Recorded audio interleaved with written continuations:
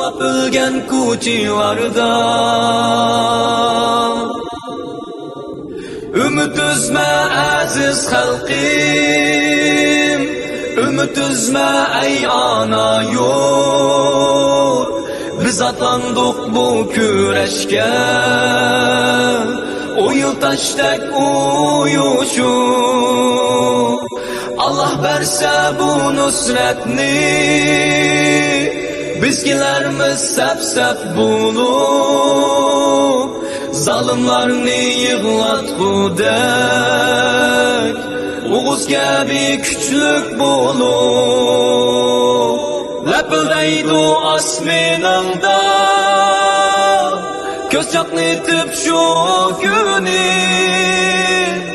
ay yıldızlık gök bayrağım. Ey ana makam,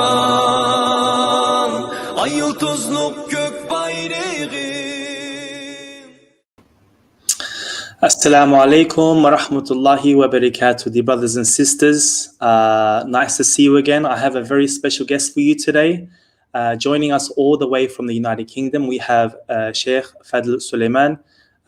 Sheikh Fadel Soliman, if you don't know who he is, he was born in 1966 in Egypt. He received his master's degree in Sharia in 2008.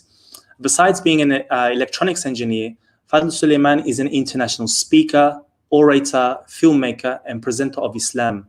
He started the Bridges Foundation in 2005 with the aim of connecting people from different backgrounds, especially bridging the gap between Muslims and non-Muslims since 2001, 9/11 to be specific. Make sure you do follow him. He does have a very popular YouTube channel called Bridges Foundation, and his website. He does a lot of work in dawah, in Islam, and spreading the peace-loving message of Islam. I won't speak too much. He is also the latest translator of the Quran in English, and it also has the 10 modes of recitation within this version of the Quran as well. Without further ado, I'd like to welcome Sheikh Fadel Soliman. Assalamu alaikum wa rahmatullahi wa barakatuh. Thankful that you're on this show. Wa alaikum assalam wa rahmatullahi wa barakatuh. Jazakumullah khairan. Thank you for the invite. Thank you again for joining us. I know you're a very busy man with your dawah, with spreading the message of peace in Islam.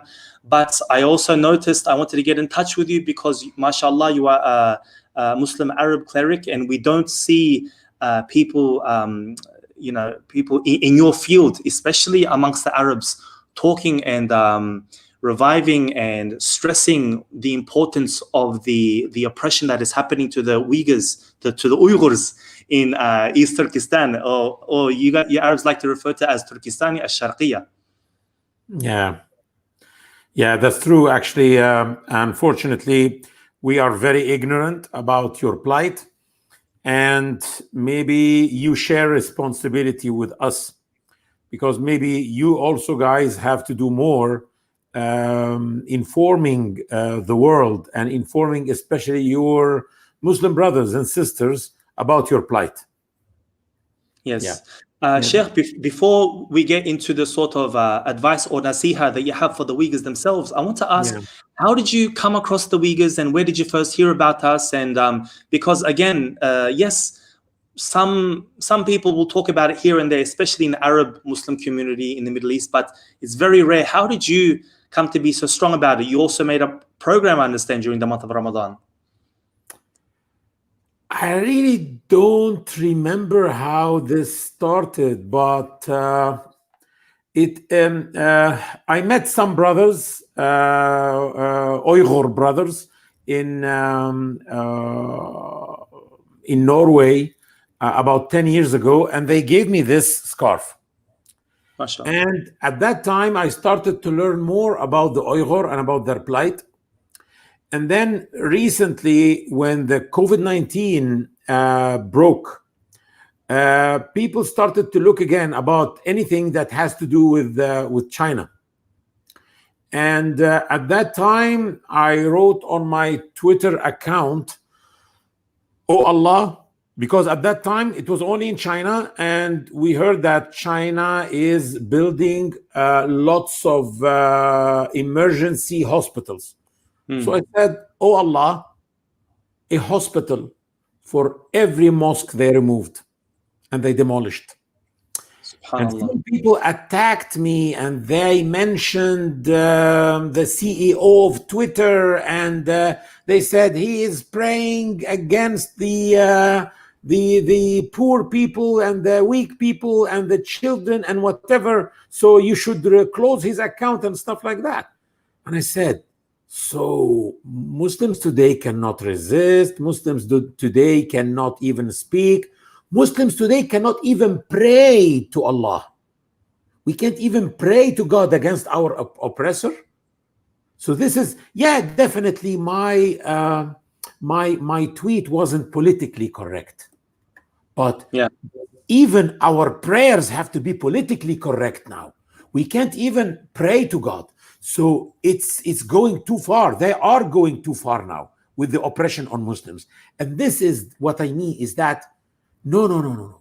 We have to stop them from violating our freedom and our liberties like that. We don't have the liberty to even pray to God when we are oppressed. If someone is strangling you, killing you, and you are suffocating, you can't even spit in his face. You can't before dying, because it's not politically correct. That's not good.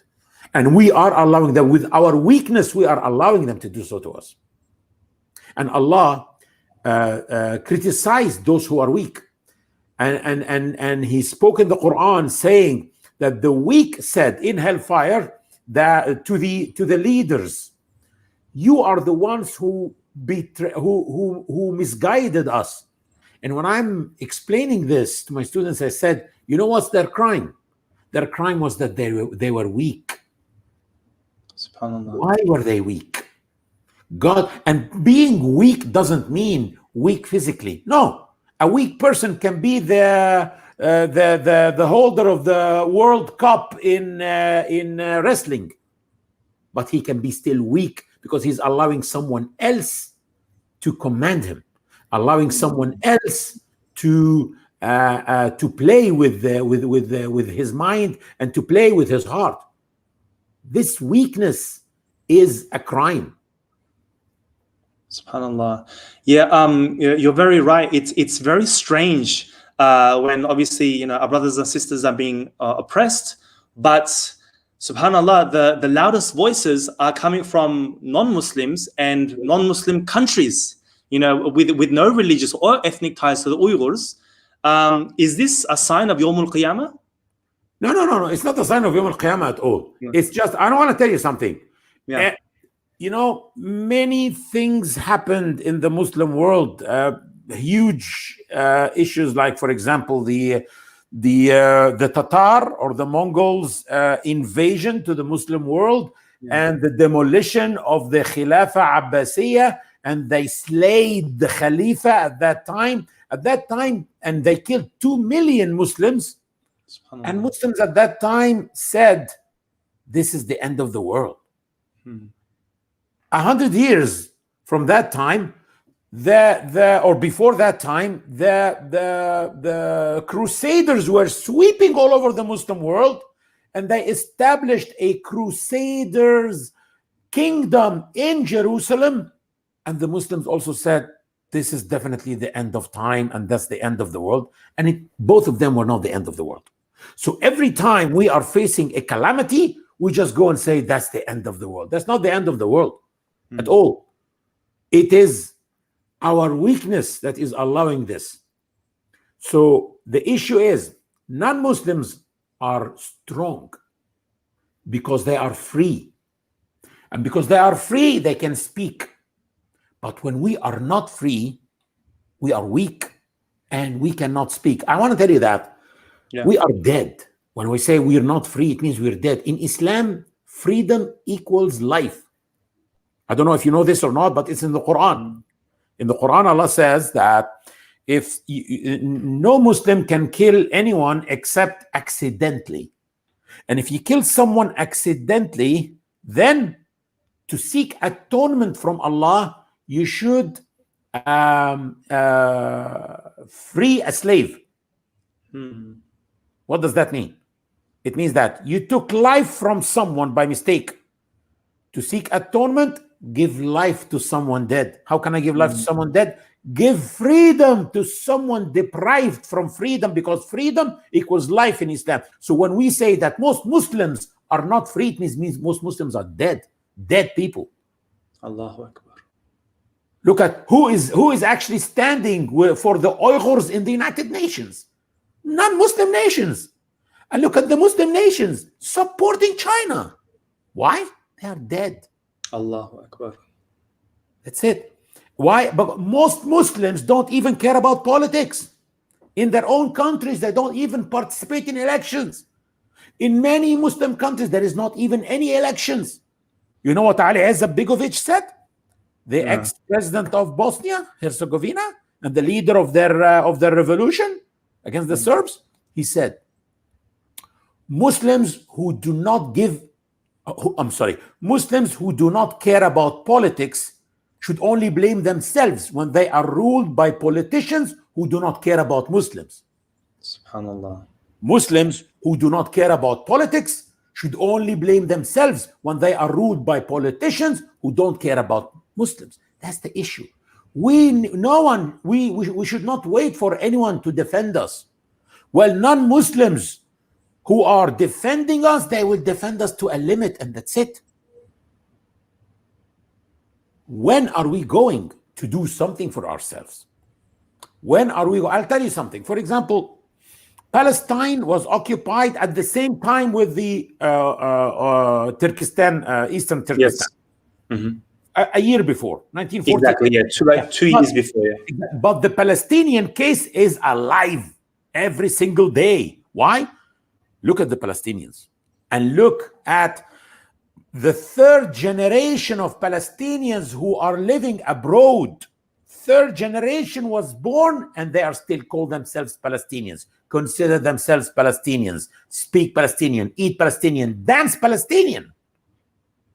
Whether they are religious or not, they know what so they are serving their case. But the issue is, I'm not even happy with what they are doing yet, because still it's not enough.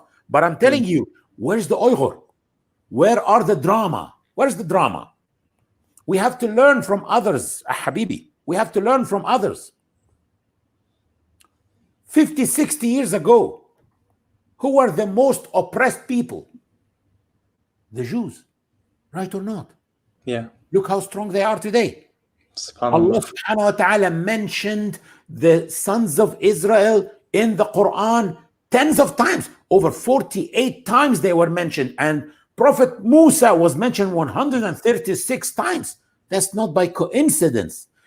Allah is sending us a message. This ummah, this nation is an important nation. You have to study them. Whatever good they did, do it. Whatever wrong they did, avoid it. Very objectively. Because many Muslims think that the Quran keeps criticizing the Jews all the time. That's not true. That's not true. The Quran criticized them for the wrong things they did, and the Quran praised them for the good things they did several times. And I can show you, I can point to you many ayat in the Quran praising the sons of Israel, saying, for example, وَجَعَلْنَا مِنْهُمْ أَئِمَّةً يَهْدُونَ بِأَمْرِنَا لَمَّا صَبْرُوا. And we have made from among them leaders that are guiding the world when they showed patience and perseverance. So the Quran also praised them. So the issue here is, the message is, study them and walk in their footsteps in the right things they did, not in the wrong things. The Quran is not telling us to kill prophets, but the Quran is telling us to support our endeavors more. Every single month, there is a drama film about the Holocaust. Yeah. Something that happened 75 years ago, and still we are being fed every single day. That's good. That's right. Yeah. They keep it alive. Where is the drama film about Uyghur? Mihigrul Tursun. That's a film. Mm-hmm. And you have 1 million Mihigrul Tursuns. So you have 1 million films to do. Well, not even one yet? That's your problem. That's your problem. So I'm sorry, I'm not here to entertain you. No. No. والله صديقك يعني صديقك من صدقك لا من صدقك. Your true friend is the one who tells you the truth, not the one who just tells you things to entertain you. Yeah, see, this is why I wanted you on, because I knew you would just cut to the chase. You said you had half an hour. You wanted to give us Uyghurs a message, and everything that's coming out of your mouth, it's going right here. You're not Uyghur, you are Uyghur. Yes, I'm Uyghur. I'm so sorry. Allahu Akbar. Yeah. Yes. Subhanallah. Subhanallah, Sheikh. Yani, what's your advice? I mean, yes, you are right. When, especially with the Jewish movement or the Palestinians, even though we have, the strongest nation supporting us, you're right. Still, the dawah or the message is still not getting through. From a spiritual perspective, as well as a practical one, what do you advise the Uyghurs to do? Obviously, we can't be speaking to the whole Muslim Ummah about this. Do more PR campaigns, more public relation campaigns, more work, drama. This is what the world understands today. Lobby. Keep it alive, because I want to tell you something. Palestine was lost before for over 90 years, and it came back at the time of the Crusaders. Why did it come back? Why wasn't it lost forever? Over 90 years. Because it was still alive in the hearts of people, of Muslims. So keep your case alive all the time. Don't allow them to bury it. You have to understand something. We Muslims are like seeds. When we are buried, we grow. So they will never finish us off. But even if those inside in Turkestan al-Sharqiyya, or whatever they call it now, Xinjiang or whatever, if they cannot speak, those outside can speak for them. Double the speaking and triple the speaking and lobby and do all what you can. There is no excuse for you outside. In your capacity, obviously, you have people in your realm. What are you doing? Are you talking to other clerics and mashayikh as well, or do you have connections with them in the Middle East? Do the mashayikh in the Middle East want to talk about this? But there seems to be, obviously, there's a political situation going on with a lot of these countries. We have 54 Muslim countries, quote unquote Muslim countries, yani. In the Middle East, the sheikhs who are allowed to talk and are not in jail are mainly like either ignorant or they prostituted themselves to the regimes. So those are not the ones that you depend upon.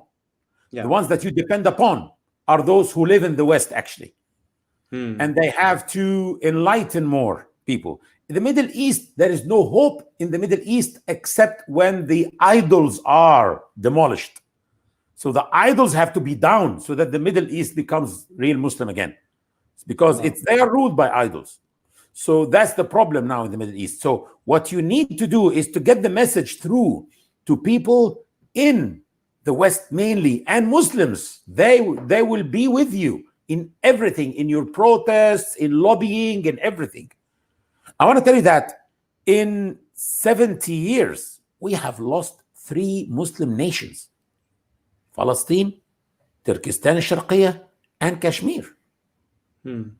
They are swallowed. So here the issue is, when are we going to wake up? Muslims have to be real Muslims. Muslims have to go back to the book of Allah. But even those among us who deal with it, they deal with it superficially. I'll tell you something. Do you know the show Millionaire, on which people appear and they are asked questions, and the more they answer, the more they make money? Yes, you know that? Who Wants to Be a Millionaire? Exactly. Yeah. If you are ever, Akhi, on that show and you receive this question, which book in the world is the only book that is read without understanding? Don't call a friend. Allahu Akbar. And don't tell him to drop 50% of the answer. Save these things to a question that is difficult. It's the Quran. That's our contribution to the Quran. We have made it the only book in the world which is read without understanding. Allahu Akbar. I challenge you to give me one title that is read without understanding. We are going to come on Judgment Day and say to Allah, oh Allah, we used to read your book without understanding. Out of what? Out of respect? Is this the respect that Allah deserves from us? Just a book for memorization without understanding, or a book for it became a book of tunes. You know what? He last time someone was with me in the car. He told me, I told him, what would you like to listen to? He said, do you have Abdul Basit? I said, no. I said, do you have Shreem?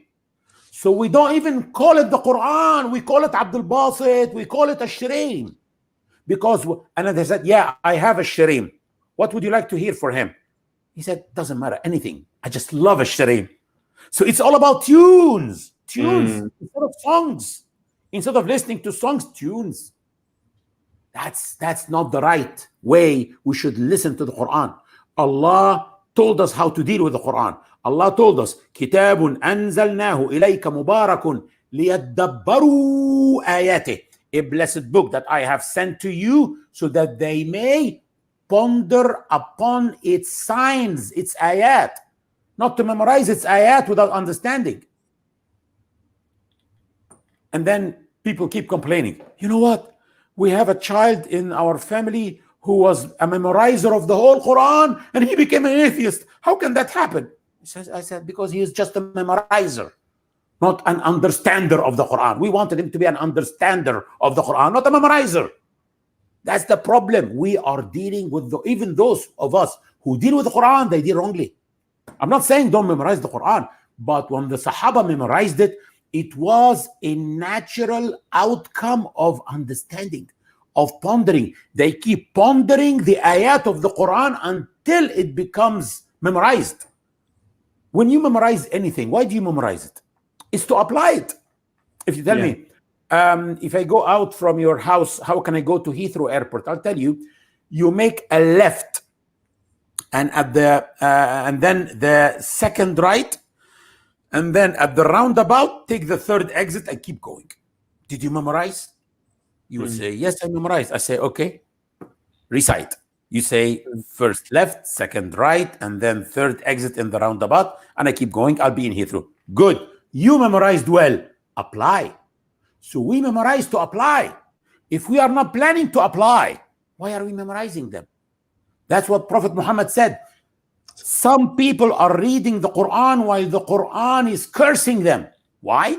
It's just tunes. It doesn't go past their throat. Yeah. So we need to revive the true meanings of Islam in our life. That's what we need.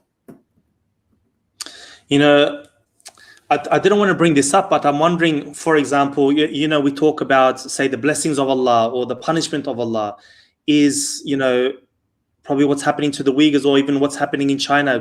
Could we consider these things? Like you mentioned the virus at the beginning of the show. Obviously, you know, it's very touchy ground to talk about these things. And you mentioned you got a lot of criticism at the beginning. We should deal with everything as a test for us, not as a punishment. Some things can be a punishment or a test. We don't know if it's a punishment or a test. Just deal with everything as a test. That's it. And basically, if it brings us closer to Allah, we can take it as a test. Otherwise, not sometimes. Exactly. I want to tell you something. Actually, the punishment of Allah in this life is something that no one can bear. No one can bear. So I believe it's all tests. Here, this is the life in this world. And you know what dunya means in English? How we translated it in our translation. Dunya means the earlier life. Subhanallah. So because this is the earlier life and the life after. In the earlier life, it's a place for testing. So we are just being tested, us and the non-Muslims, and everybody is being tested here. So let's deal with everything as a test, and let's pass the test. Sheikh, we don't have much time. The last sort of questions, you have a program, 100 odd sessions that you did on Tadabbur. Could you please explain and how people can follow your channel and learn from these vital lessons that you've just given us today? Okay, well, it's good that you told me that, because actually we just started the English program recently. You know, when they started the lockdown because of the coronavirus about 6 months exactly ago, I said, let me do an Arabic live video doing tadabbur. Tadabbur means pondering. Pondering Surat Yunus, because Prophet Yunus was locked down in a whale. Yeah. By the time we finished Yunus, there was like thousands attending every single day on Facebook and on YouTube together. Wow. And they said, let's continue, please. We are still in a lockdown. So we did Hud. So they said, let's continue until we finish the whole Quran. And I said, okay, we will do that.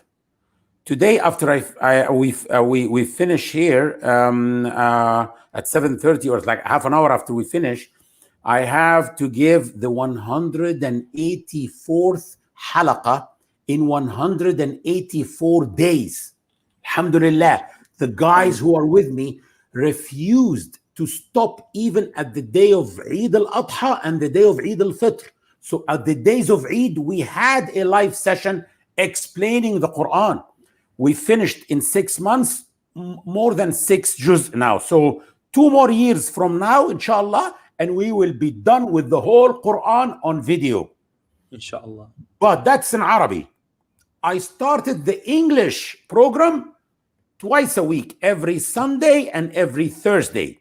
So if people go to my channel, which is the one that you showed now, it's called Bridges Foundation channel, right? Bridges Foundation, and subscribe and choose the notification so that you can get a notification. You will be notified. Many of these, I have over 1,200 videos. Maybe about 200 of them or 300 of them are in English. So you will be notified a lot about Arabic videos. If you don't know Arabic, forget it. When you receive an English, there will be 2 videos every week about the pondering of the Quran. Follow with us. And on this channel also, there are several good playlists. One of them is a playlist called How to Ponder the Quran Even If You Don't Know Arabic. How to ponder the Quran even if you don't know Arabic. And it is a very important playlist, actually. And there is this one, the Qira'at. It explains the modes of recitation. This playlist is called the Qira'at. It has, I think, 3 videos that explain to you the modes of recitation of the Quran. And we have a free app on mobiles. You just go to the Google Store or go to the App Store and type Bridges Translation. You will get our app, and you can even you can listen to the English translation being recited. Yes, of course. And there is also something called multiple reciters. So you can choose Arabic and English, and you listen to the ayah in Arabic and then in English, Arabic and English. It's a bit slow and it's like that, but anyway, you can manage, inshallah. So the people that like Abdul Basit can still choose Abdul Basit. Abdul Basit is there. Most of the good reciters whom their hands did not touch blood is there. Because some reciters, especially in the Gulf, are supporters of killers and murderer regimes. Those people, we refuse to put them, no matter how popular they are. Allahu Akbar. Jazakallah khair, Shaykh. May Allah subhanahu wa ta'ala make the Bridges Foundation and all the good work that you do a vessel for you to get into the highest levels of Jannah, inshallah ta'ala. Please make dua for our Uyghur people. I will make dua for you as well. Until next time, Shaykh, do you have any last words? May Allah bless you. Jazakumullah khairan. Thank you very much. Just let's all keep ourselves, each other in the dua.